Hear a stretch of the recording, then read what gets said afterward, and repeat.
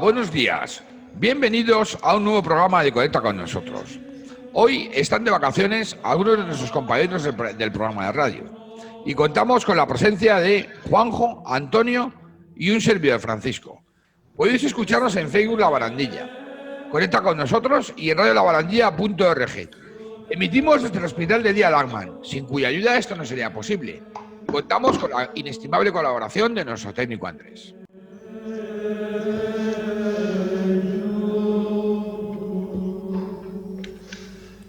Queridos amigos, hoy tenemos el honor de entrevistar en Conecta con nosotros a don Rafael Carmelo Márquez Mejía.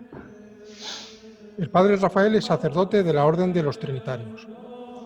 Vamos a narrar una breve historia de los Trinitarios, orden a la cual pertenece el padre Rafael. La Orden de los Trinitarios es una familia religiosa fundada por el francés Juan de Mata en 1193, con San Félix de Valois como cofundador. Sería aprobada por Inocencio III en 1198.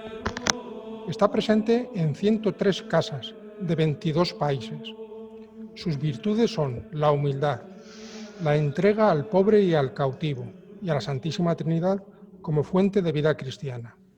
Fue reformada por Juan Bautista de la Concepción, dando lugar a la Orden de los Trinitarios Descalzos en el siglo XVI, con la idea de mejorar el espíritu religioso. Actualmente se dedica a ayudar a los perseguidos por la fe, a los privados de sus derechos y encarcelados, y a socorrer a los pobres y enfermos rechazados por la sociedad. Muchas gracias, Padre, por estar aquí y comenzamos. Gracias a vosotros. Bueno, para Rafael, ¿qué tal? Buenos días, amigo. Hombre, Antonio, muy buenos días. Qué alegría escucharos y qué alegría estar con vosotros ahí en esa barandilla.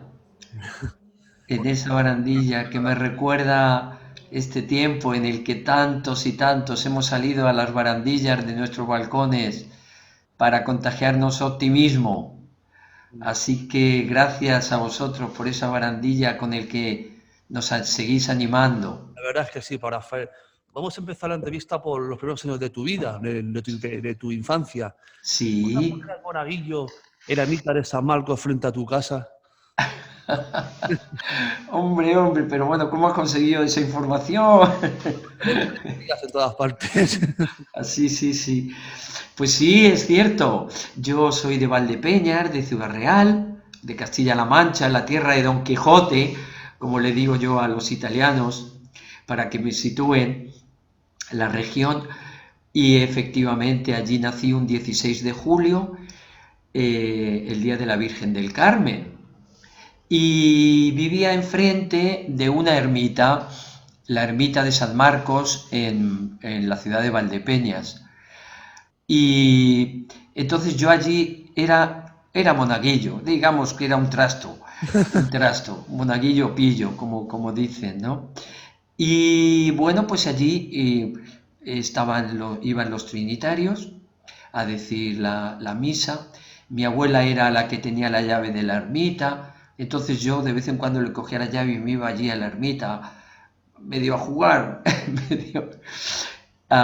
y bueno, pues allí empecé yo, sí, también la catequesis la recibí allí me prepararon para la primera comunión y ayudaba a misa, y allí conocí a los trinitarios.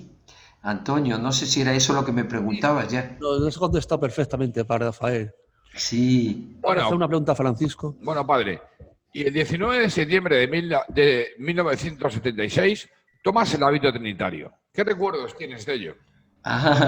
Sí, efectivamente. En Córdoba, en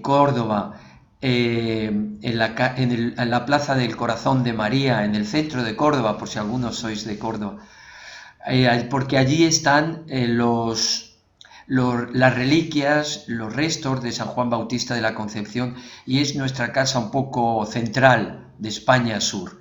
Y entonces allí los jóvenes vivíamos allí, y allí pues yo, después de un largo periodo, desde que era monaguillo en San Marcos hasta que llegué a Córdoba, son casi 10 años, Y entonces yo hice los estudios, etcétera, etcétera.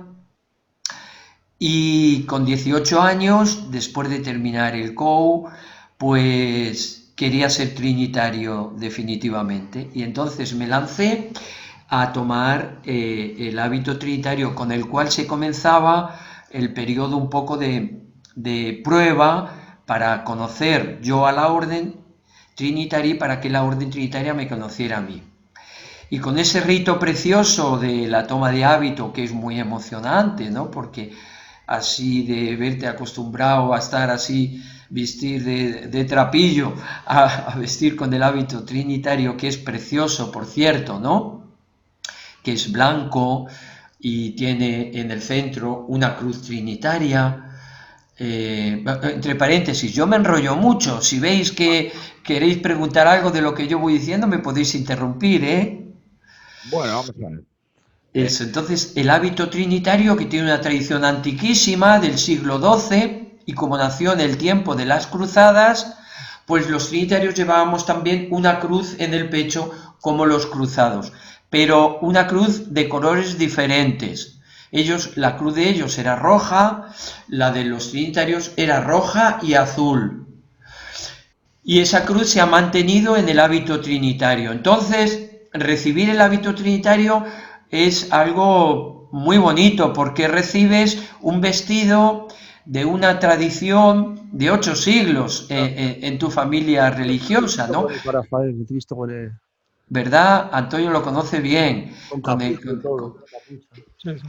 Entonces, eso es blanco, como el de los dominicos, pero lleva la cruz en el pecho. Y es como heredar, no sé, una prenda de tus abuelos o de tus antepasados. Entonces, ¿qué recuerdo yo de ese día? Pues una emoción enorme, una emoción grandísima, en una ceremonia muy bonita, a la vez sencilla, pero muy bonita, en la que nos iban llamando uno a uno, y el que presidía la celebración nos iba imponiendo el hábito trinitario.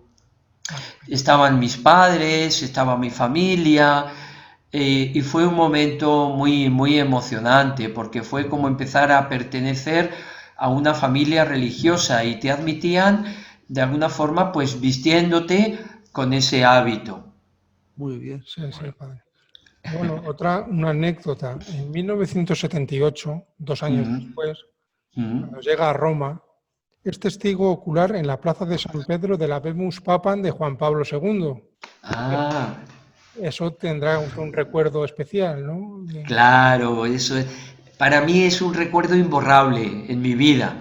Y ahora que vuelvo, que estoy de nuevo en Roma, pero esa fue mi entrada a Roma. Fijaos que yo era jovencísimo, tenía 18, 19 años, y era la primera vez que yo venía a Roma.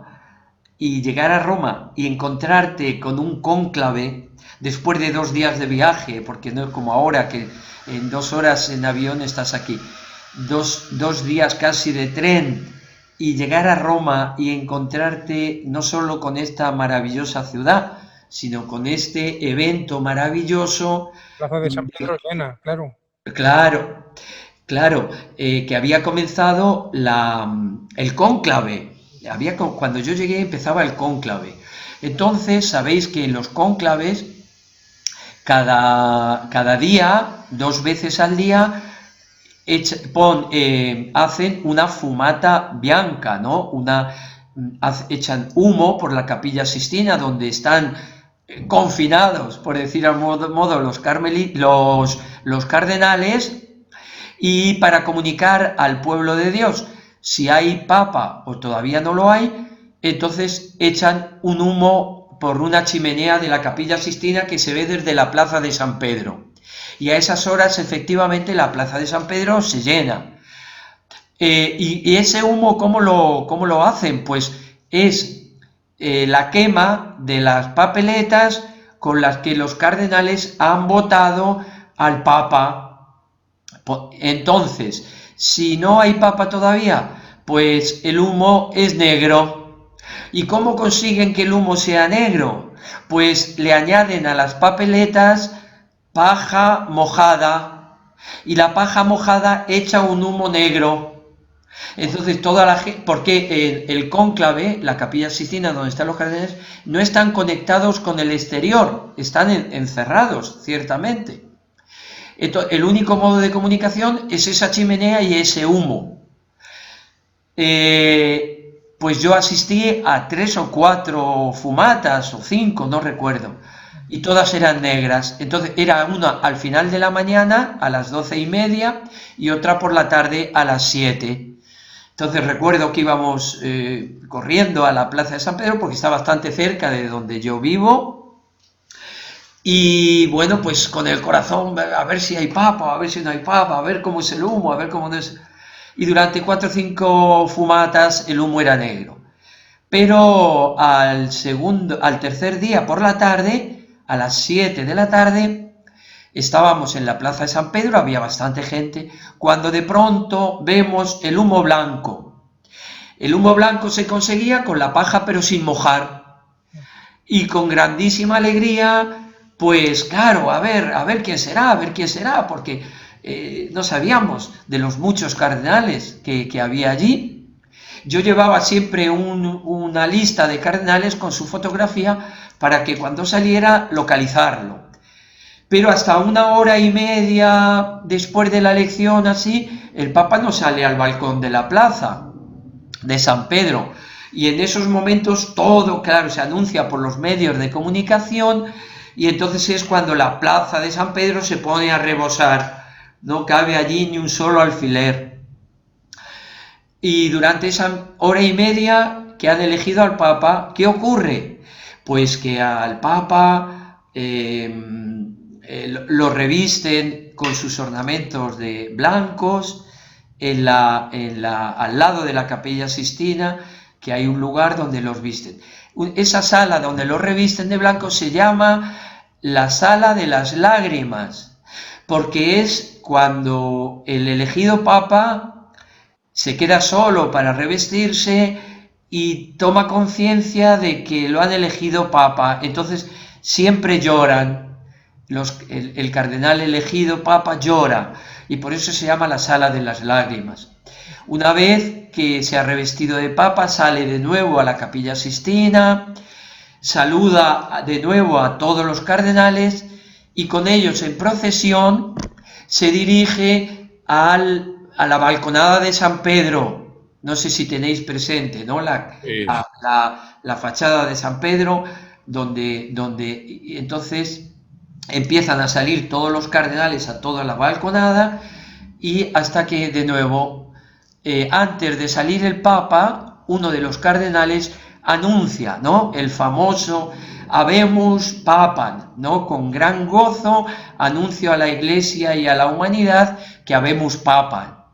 Y claro, son momentos de una emoción incontenible, porque en ese momento el cardenal dice el nombre del cardenal que han elegido Papa. Era un nombre difícil, porque era un nombre polaco. Entonces dijo el cardenal, anuncio vobis gaudium, os anuncio un gran gozo, habemus papam, elegido el reverendísimo, eminentísimo cardenal Karol Wojtyła. Entonces la primera impresión de la gente empezó a decir, es un papa negro, porque el nombre, ¿no? Hasta que ya buscamos en la lista con las fotografías que yo me dijimos, no, es un papa polaco. Y bueno, pues con esa emoción y esa alegría, el Papa Juan Pablo II salió al balcón. Ya habían indicado el nombre que él había querido tomar, Juan Pablo II, y nos dio unas palabras imborrables, ¿no?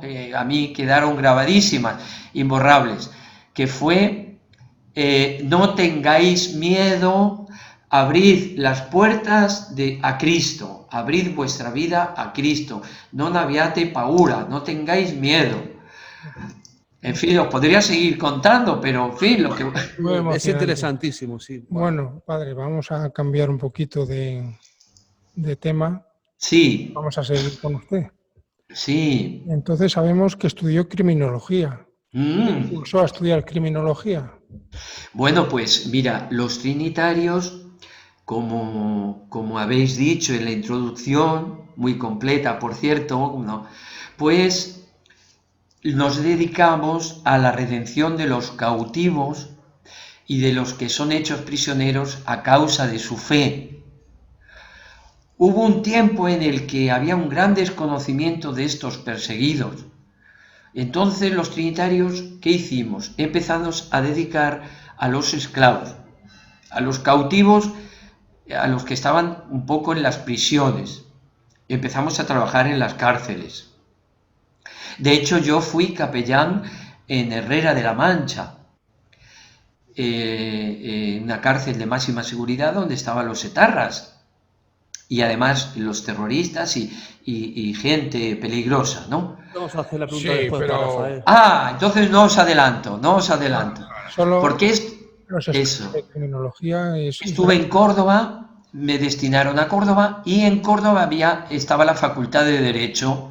Entonces yo estaba dando clase, estaba trabajando en la parroquia, pero dije, mira, es una ocasión estupenda para yo poder estudiar criminología que me abre las puertas de las prisiones para poder ejercitar estos conocimientos como capellán también, pero eso fue lo que me animó. el Y por espíritu. cierto, fue una experiencia muy interesante y preciosa porque se estudia biología, el estudio de las células de las personas que tienen, por ejemplo, inclinación a, a la delincuencia, a la violencia, etcétera, ¿no?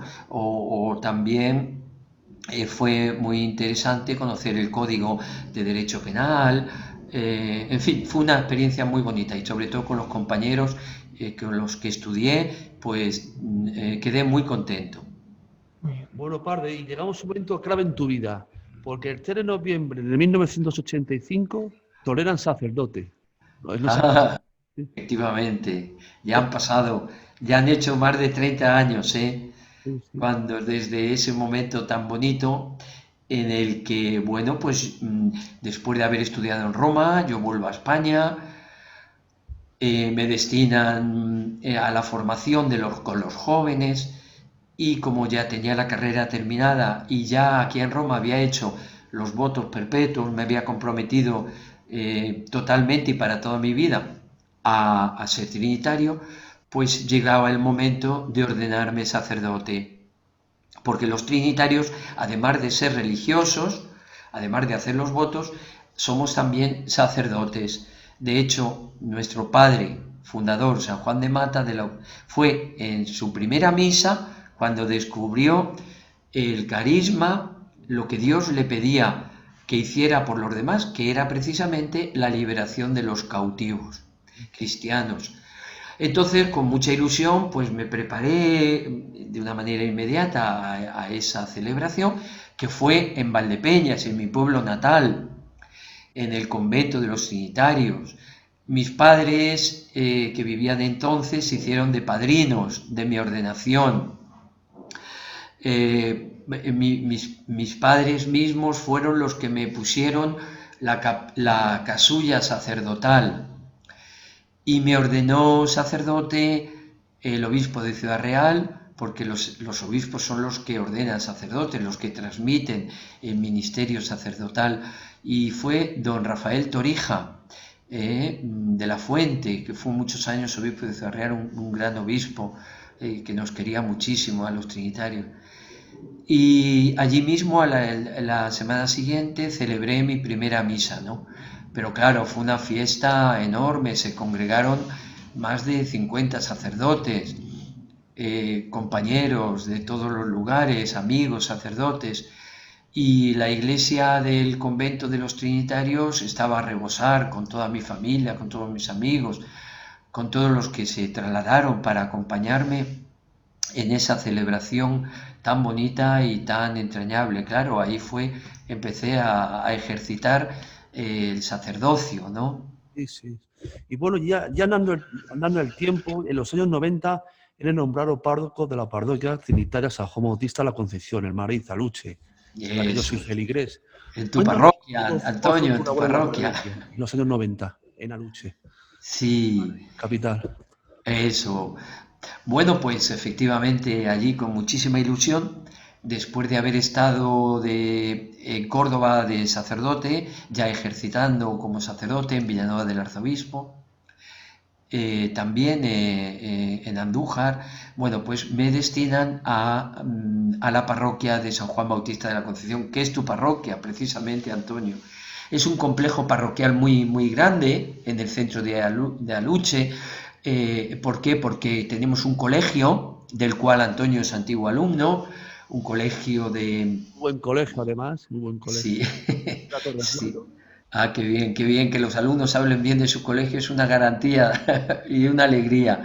Allí conoció Antonio a grandes profesores, como nuestro querido amigo el padre Felipe, el Fader, que le decimos que era un especialista en inglés en aquel tiempo en el que el inglés era todo un desafío para los estudiantes, ¿no? Y bueno, pues yo estuve también dando clases de religión, no las daba en inglés, eso sí, las daba en castellano, porque mi inglés es malísimo, casi nulo. Pero fue una ilusión preciosa trabajar allí con tantos chicos jóvenes del colegio, en la catequesis, en la confirmación, en los grupos juveniles, con los Boy Scouts, con los jóvenes de otros grupos, y luego pues la experiencia parroquial, una parroquia riquísima en el sentido, riquísima no solo económicamente, sino riquísima de grupos, de gentes, de jóvenes, de ancianos, de matrimonios, de todos los grupos de movimientos de la iglesia, los carismáticos, las comunidades neocatecumenales, los focolares, los grupos de todas las índoles, ¿no? Y bueno, pues yo disfruté muchísimo en esa parroquia en la que trataba de ser cercano a todos, de conocer a los enfermos, a los que pasaban por pruebas y momentos de dificultades. Me gustaba mucho acompañar a las familias cuando perdían a un ser querido, entonces les visitaba en el tanatorio, luego también les hacía el funeral allí en la parroquia.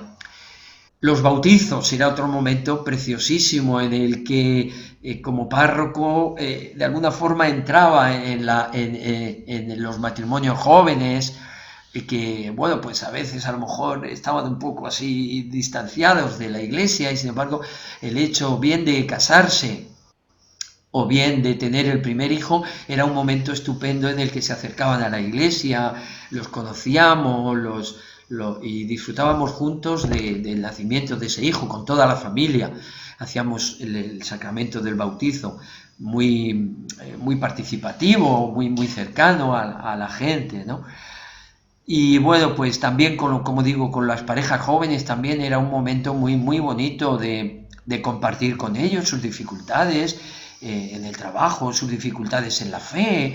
A veces decían, sí, padre, yo creo, pero me cuesta por esto, por lo otro. Y bueno, pues era un modo de entrar en sus vidas, de acercarlos, de acercarlos a Dios, acercándonos nosotros a ellos, ¿no? Viendo la cercanía, el amor que la iglesia les tenía y momentos preciosos sobre todo con los enfermos, ¿no? Recuerdo con muchísimo cariño a tantas familias que vivían el dolor y el sufrimiento, sí. Al marido de Purita, que fuiste a verle varias veces, me acuerdo que eran vecinos míos, no sé si te acuerdas de Purita. Hombre, claro, vecina de Antonio, que estaba, pobrecilla, sorda como una tapia, estaba sorda como una tapia. Pero era muy cariñosa y efectivamente a mí me quería muchísimo y teníamos una relación preciosa. Antonio también le quería mucho, era una mujer muy buena, vivía sola y entonces se sentía muy acogida allí en la parroquia. Hicimos un grupo de personas mayores a la que ella venía, aunque decía, padre, yo no me entero de nada porque soy sorda, pero me gusta venir a estas reuniones porque me siento muy a gusto. Fíjate hasta qué punto que luego ella la llevaron a una residencia y estuvo allí muchos años y sus hijos con los que había tenido cierto trato, nos habíamos conocido, me llamaron para que hiciera la boda de su nieto, No se me olvida. Bueno, Era un modo de conectar con las familias a través de estas personas, porque en Madrid, en esa parroquia, una de las cosas, aunque estaba superpoblada, pero sin embargo había muchísima soledad. Había muchísima soledad, la gente vivía allí en su piso, en su apartamento, pero quizás no tenía relación con los demás porque no se conocían o había poco trato. Entonces la parroquia era un punto de encuentro y un punto de conocimiento de las personas mayores, de los jóvenes, con el deporte, con los grupos, con las actividades, ¿verdad?, en las que también Antonio participaba con frecuencia, ¿no? Y Sí. en los carismáticos, por ejemplo, con los jóvenes, el grupo de jóvenes tan estupendo que había de los carismáticos y que todavía de vez en cuando Antonio visita, y había muchísimos jóvenes, casi 30 y tantos jóvenes o más, en fin, recuerdos preciosos, es una parroquia preciosa. bueno, Qué padre, pena, pues que luego tuve que dejarla porque me destinaron a otro sitio. Pero mantengo todavía el contacto con tantas personas de allí. bueno, padre. Y más tarde eres nombrado capellán de la cárcel de Herrera de la Mancha.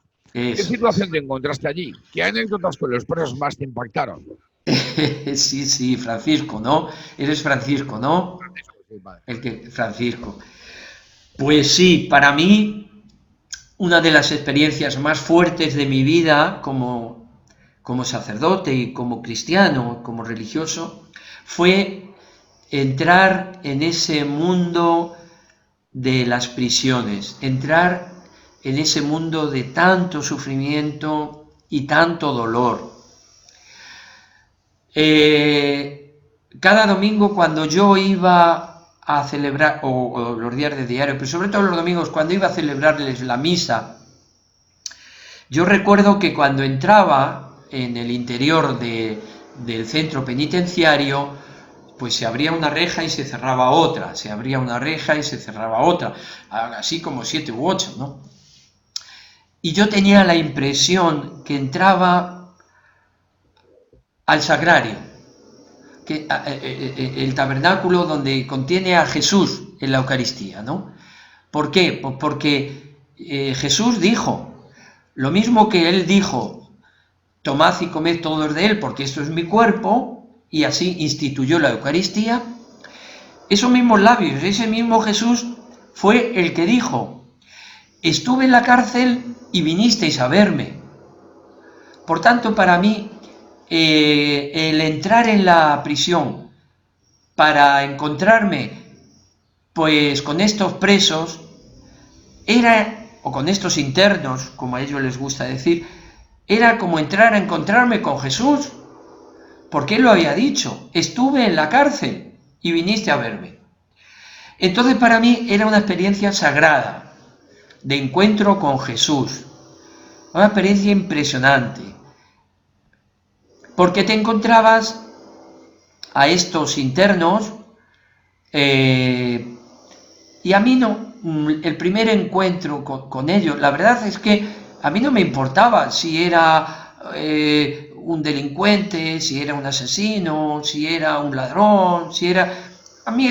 Para mí eso le pertenecía al régimen judicial, ¿no? A mí me correspondía, o sea, yo veía en él a un Cristo sufriente, ¿no? A un Cristo sufriente que también en sus últimas horas estuvo en la prisión y estuvo en la cárcel, en su pasión, cuando Pilato lo flageló, mandó flagelar, y entonces los internos de la cárcel le tienen un cariño especialísimo a Jesús, le quieren amar muchísimo. Podemos pensar que son monstruos, ¿no? Las personas que hay allí dentro.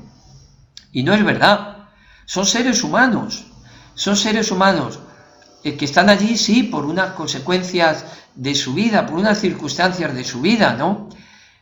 Que yo muchas veces les decía, mira, si cuando yo hablaba personalmente con ellos, ¿no? Que les encantaba, ¿no? Hablar personalmente conmigo, y solicitaban hablar con el capellán, con el padre, y yo les decía, mira, cuando me contaban su vida, sus circunstancias, yo en ellos descubría, como os digo, su vida humana, su historia, y yo les decía, mira, si yo en mi vida hubiera vivido en las circunstancias que tú has vivido, probablemente yo estaría donde estás tú. Y si tú hubieras vivido en mis circunstancias, pues estarías como yo, fuera de la cárcel. ¿Por qué? Pues porque te encontrabas con chicos, con gente joven, que te contaban su historia, que habían vivido, en la que sus padres a lo mejor les había abandonado desde pequeño, se habían criado solos con su madre a lo mejor tenía muchos hijos, no se había podido ocupar de ellos porque tenía que trabajar para mantenerlos, y estos chicos pues habían crecido a la buena de Dios, sin un seguimiento, sin un cuidado, sin un cariño. ¿Perdón? Sin un apoyo. Sin un apoyo. Tanto familiar como social. Exactamente, exactamente. Estas criaturas habían crecido como habían podido y habían tenido que delinquir para poder vivir y para poder alimentarse, y para las amistades a lo mejor caían en bandas que incluso les obligaban a delinquir, les trataban mal, en fin, cada uno tenía una historia impresionante detrás de ellos, ¿no? Es una historia de sufrimiento, de dolor, y a mí todo eso me hacía reconocer en ellos, como digo, el rostro de Jesús, la presencia de Jesús, que había sufrido en su vida, y era un consuelo para mí escucharles, y también para ellos. Una de las alegrías más grandes que yo tuve en la cárcel fue cuando un interno, un preso, un chico joven, era colombiano, había asesinado a varias personas, porque allí, por el narcotráfico, era muy común. Él mismo me lo dijo, ¿no? Le decía, padre, yo soy un delincuente, yo soy un asesino, he asesinado a varias personas, ¿no? Y bueno, pues hablábamos mucho, ¿no? Y me dijo, después de estar con él casi una hora o hora y media, me dijo, padre, este rato que yo he estado hablando con usted, para mí ha sido como estar fuera de la cárcel. Algo imposible, que yo a ese chico lo hubiera cogido y me hubieran dado permiso para sacármelo a pasear fuera. No. Y sin embargo, ese rato con el que yo estuve con él, se sintió libre, se sintió fuera, en otro ambiente, en otro contexto. Y a mí me dio una alegría enorme, ¿no? Porque dije, qué fuerte es cuando tú quieres a una persona y cuando esa persona se siente querida, se olvida incluso de dónde está y se siente libre. Y fue una experiencia preciosa, otra experiencia muy bonita, que a mí me hizo convertirme, ¿no? Y cambiar la mente, ¿no? Porque humanamente a veces tú entras allí, claro, y tienes que esforzarte pues por no ver en esa persona a un delincuente, por no ver en esa persona a un terrorista. Tener en cuenta que era cárcel de máxima seguridad, allí estaban los peores terroristas, y a veces los terroristas solicitaban ver al capellán, y el mismo director de la cárcel a veces me decía, padre, pero usted se atreve a ir a ver a ese terrorista. No sentía miedo ante ellos cuando hablaba con ellos. Bueno, un día después de celebrar con ellos, te respondo, Francisco, sí. Un día después de celebrar con ellos el Vía Crucis, era un Viernes Santo, me parece que era. A ver, que por cierto, ellos viven en la pasión de Jesús con una cercanía, con una emoción, no os podéis imaginar allí a los gitanos tocando la guitarra y cantándole a Jesús, ¿no? Un Viernes Santo en el que le decía, no le peguéis, no lo maltratéis, ¿por qué le hacéis esto? ¿Por qué? Nos hacían llorar de emoción, ¿no? Cantando con esa sangre gitana llena de sentimiento. Sí. Pues termino el Vía Crucis con estos internos y me dice el funcionario, padre, hay un terrorista muy peligroso que está en aislamiento, no podía tener contacto con nadie y ha solicitado verle. ¿Usted quiere ir? Y dije, por supuesto. Por supuesto que voy a ir. ¿Cómo no voy a ir? Si acabo de celebrar, de recorrer la pasión de Jesús, en el que también él estuvo en la cárcel, ¿cómo ahora le voy a decir a ese Jesús que está presente en ese terrorista, que está allí en su pasión, viviendo su pasión? ¿Cómo voy a decir que no? Entonces me dijeron, pero bueno, pues vaya. Y cierto miedo sentía, ¿no? Cierto miedo sentía, pero yo sentía que conmigo no era yo el que iba, venía conmigo Jesús para consolar y para estar cercano a ese terrorista. Yo me esperaba encontrar con un monstruo, porque era un terrorista que no quiero decir el nombre, pero muy conocido, ¿no? Y me encontraba pues un monstruo, porque digo, madre mía, lo que este hombre ha hecho, estas bombas, estos masacres, me encontraba. ¿Y cuál fue mi sorpresa? Me desmontó, y el miedo que llevaba y eso se me vino abajo, pues cuando yo vi allí a un chico bastante joven llorando como una magdalena, ¿no? Llorando a lágrima viva, ¿no? Entonces yo allí no me encontré con el terrorista, me encontré con un ser humano que estaba pagando una pena por lo que había hecho. Y me habló de su familia, me habló de su hijo, que iba a ir a verle, que le iba a ver entre barrotes, en fin. Y ya no me alargo, otro caso fue el de un interno, no me acuerdo, sí, este fue este interno el que solicitó verme el Viernes Santo. El terrorista había sido en otro momento, que me tuvieron que dar permisos especiales para entrar a verle. Pero este interno era un enfermo, un chico joven enfermo, y el Viernes Santo solicitó verme. Y me decían los guardianes, ¿no? Los funcionarios, me decían, pero padre, ¿usted sabe a quién va a ir a ver? Es un chico, usted sabe, tiene todas las enfermedades, ese chico tiene todas las enfermedades contagiosas, le han detectado el SIDA, está fatal, está desesperado. ¿Usted se atreve a ir a verlo? Y yo, con la fuerza que me daba el Vía Crucis también, en este caso Jesús, yo decía que sí, ¿no? Cada vez que se abría una reja y yo entraba y se cerraba, porque ya sabéis que no, entras, se abre una reja, entras, se cierra esa reja y hasta que no se abre la siguiente, tú te quedas allí encerrado entre esas dos rejas, ¿no? Entonces yo cada vez que se cerraba una reja y se abría la otra y me iba acercando, me iba sintiendo peor, ¿no? Y encima los funcionarios me decían, pero padre, ¿usted va a ver a este individuo? Y yo decía que sí, voy a verlo. Bueno, hasta que ya llegué al aislamiento, donde él estaba en su celda, son celdas de aislamiento donde nadie entra, y el funcionario, antes de abrirme de nuevo, pero padre, ¿usted quiere pasar a verlo? Sí, quiero pasar a verlo. Y en este caso, pues me ocurrió lo mismo, ¿no? Me encontré a un chico jovencísimo, deshecho, destruido porque le habían dado poco tiempo de vida y quería incluso quitarse la vida. Llorando como una magdalena, le ofrecí incluso mi pañuelo para que se secara y me dijo, no, padre, no puedo tocar nada, no le puedo tocar. Se lo agradezco. Y en ese momento, pues, se me vinieron a la mente las monjas trinitarias de Clausura, que viven ahí precisamente en la calle Lope de Vega, donde están enterrados los restos de Miguel de Cervantes. Y yo tenía mucho contacto con ellas.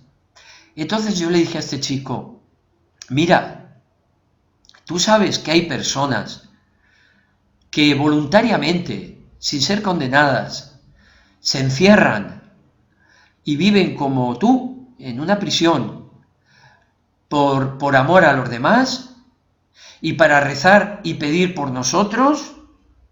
El chico no daba crédito, nunca había oído hablar de estas personas, de estas monjas de Clausura que se encierran para rezar y pedir por la humanidad. Y le dije, pues mira, esta tarde mismo las voy a llamar y les voy a decir que recen por ti, que que recen por ti, para que no te desanimes, para que tengas fuerza, para que tengas ánimo. Y efectivamente, así lo hice. Y cuando fui a verlo de nuevo, había hecho un dibujo precioso, un dibujito a mano, con una barca en medio de las olas, en medio de una tormenta, y me dijo: padre, lléveselo a estas monjas de mi parte y dígales que les agradezco enormemente sus oraciones por mí, porque en medio de mi tormenta, me siento como un barco en medio de una tormenta a la deriva, he encontrado la calma, he encontrado la calma. Y fue una experiencia tan bonita que enseguida se la comuniqué también a las monjas para animarlas a seguir pidiendo por este chico, ¿no? Por este chico. Bueno, padre, y después de ejercer como capellán en la cárcel, fue superior y director en conventos y colegios. ¿Qué opinión tiene de la juventud de hoy en día? Vamos a ver. Yo tengo una visión de la juventud muy positiva, muy positiva. Mira, me da rabia, me da mucho coraje cuando ahora, con el tema de la pandemia, no hacen nada más que acusar a los jóvenes, porque son los jóvenes los que no tienen responsabilidad, porque son los jóvenes los que no hacen las cosas bien, porque son los jóvenes. Es verdad que a veces en el botellón y todo eso son fuentes de infección y fuentes de transmisión, es verdad, y que tienen que evitarlos y no hacerlos y todo eso. Eso es verdad, eso es verdad. La responsabilidad es de todos. ¿Eh? La responsabilidad es de todos. La responsabilidad de todos, efectivamente, no solo de estos jóvenes, es de todos. ¿Y por qué me sienta mal?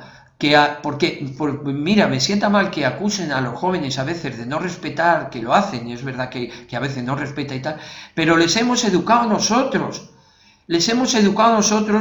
a no ser respetuosos. Las nuevas legislaciones que hay en la enseñanza, en el modo de educarles y de tal, no se les enseña a veces el respeto a los demás, no se les enseña el respeto al orden, no se les enseña el respeto por sacrificarse por los demás, a vivir por los demás. Y eso yo lo he vivido en mi propia piel, ¿no? Es decir, tenemos un sistema de enseñanza que no solamente aboca al fracaso escolar, sino al fracaso de la persona, porque no se les transmiten los verdaderos valores que le hacen persona a estos jóvenes. Entonces ahora estamos de alguna manera recogiendo los frutos y les señalamos a ellos como culpables.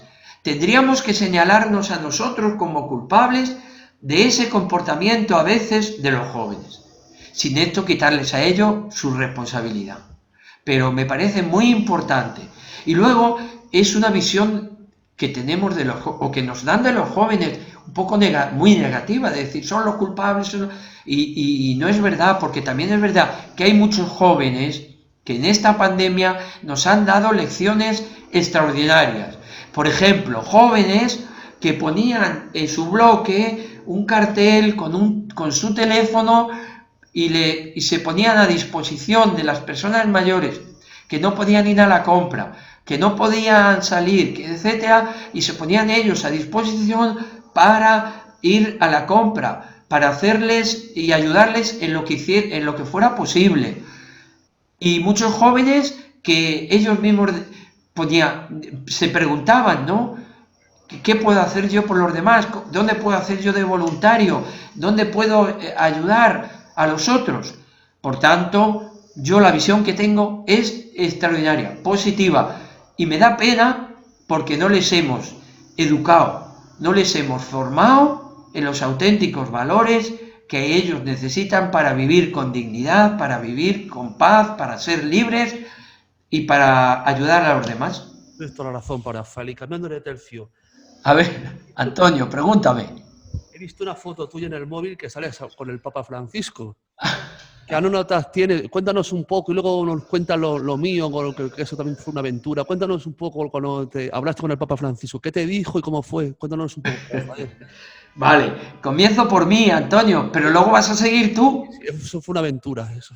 porque la aventura que tú tuviste con el Papa Francisco es mucho más cercana todavía que la mía, ¿eh? Así que primero lo cuento yo, pero luego lo cuentas tú. No, cuéntalo tú, que Lo habla. cuento yo primero. Cuenta tú las dos. Bueno, pues efectivamente fue una cosa curiosa.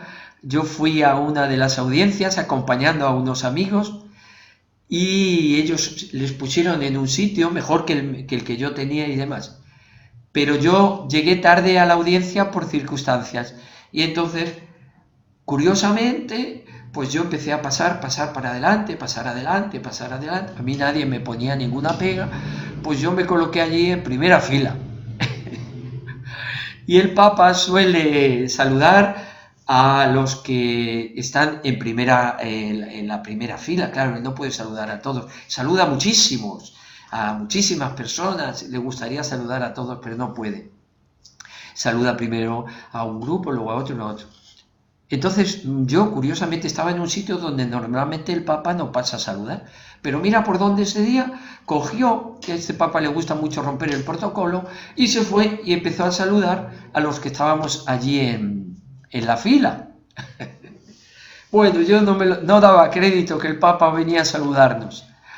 Y bueno, pues efectivamente le pude saludar, le cogí la mano, le agarré la mano, vamos, no se la soltaba, le agarré la mano y le dije, Santidad, soy trinitario, español, y le doy las gracias por todo lo que está haciendo por la Iglesia y por la humanidad. Cuente conmigo para hacer el bien siempre y le aseguro mis oraciones. Y entonces él se volvió y dijo, gracias por tus oraciones. Y me dijo, siempre adelante. Y así, bueno, pues siguió saludando a unos y otros. Y ese momento, pues, está recogido por las fotos. Pero eso, Antonio, ante eso, tiene unas fotos extraordinarias. La han visto para Rafaela. Me dijiste que la trajeras aquí, que aquí la ha visto Francisco, la ha visto Juanjo y todos los compañeros. Pero cuéntanos Sí. un poco cómo conseguiste que yo pudiese hablar con el Papa, que fue gracias a ti. Cuéntalo un poco. Fue una auténtica. Además, esa foto que Antonio tiene con el Papa, la encargó grande, con unas dimensiones grandísimas, mucho más grandes que esta que yo tengo aquí, y la tiene encima de su cama, y él os contará ahora su experiencia. Bueno, pues no, sencillamente, vamos a ver, yo tengo un compañero que trabaja en la Secretaría de Estado y es el que hace la presentación de las personas al Papa, ¿no? Entonces me dijo, le dije, mira, va a venir a verme a Roma Antonio Ramón, un gran amigo mío, una persona extraordinaria, buenísima, encantadora, alumno de nuestro colegio, vinculado a los trinitarios, y mira, yo tendría mucho interés en que pudiera saludar al Papa. Me dijo, no, imposible, el Papa tiene miles de personas y tal. Pero bueno, se ve que luego lo pensó bien, se lo pedimos juntos. Le dije, Antonio, rézale a la Virgen María para que nos conceda este regalo. Y así fue. Al final me dieron una entrada especial para Antonio y su acompañante para que pudiera saludar al Santo Padre. Y lo demás ya os lo cuenta él. Pues muchas gracias, Rafael. Ha sido un gustazo hablar contigo otra vez. Ya sabes que tienes aquí un amigo para toda la vida y que tienes al alma también para lo que quieras. ¿Vale? Gracias, Lagman. Bueno, padre, pues muchas gracias por tus buenas palabras y gracias por habernos honrado con esa entrevista tan bonita. Ha sido muy agradable contar contigo y nada, pues que te vaya muy bien y que seas feliz. Muchísimas gracias, Francisco, por tus preguntas, por tu atención. Igualmente a Juanjo, gracias también por tus preguntas y por haberme invitado al programa. A Lagman, gracias a Lagman por crear ese espíritu de familia entre todos los que formáis parte de Lagman y que estáis ahí en ese centro de día. Me parece que es una labor extraordinaria, buenísima, que tendría que hacer que tantos tendríamos que hacer, crear esa acogida de familia. Y un gracias especial a mi queridísimo Antonio, en la que la palabra hermanos casi se queda pequeña, porque nos sentimos más que hermanos, más que amigos, más que somos uña y carne, nos une el afecto, nos une la sangre espiritual, nos hace sentirnos verdaderamente familia. Yo doy gracias a Dios por haber conocido a Antonio y por él, porque es una persona francamente valiosísima, extraordinaria, que tiene unos valores fabulosos, como vosotros también. Así que muchas gracias, no me enrollo más. Bueno, pues Pues a mí me ha emocionado sus palabras, pues mucho. Me ha emocionado, sobre todo lo que ha explicado de la cárcel, y ha sido pues emocionante. Gracias, Juanjo, gracias. muy bien. Bueno, pues hasta aquí el programa de hoy y la próxima semana más.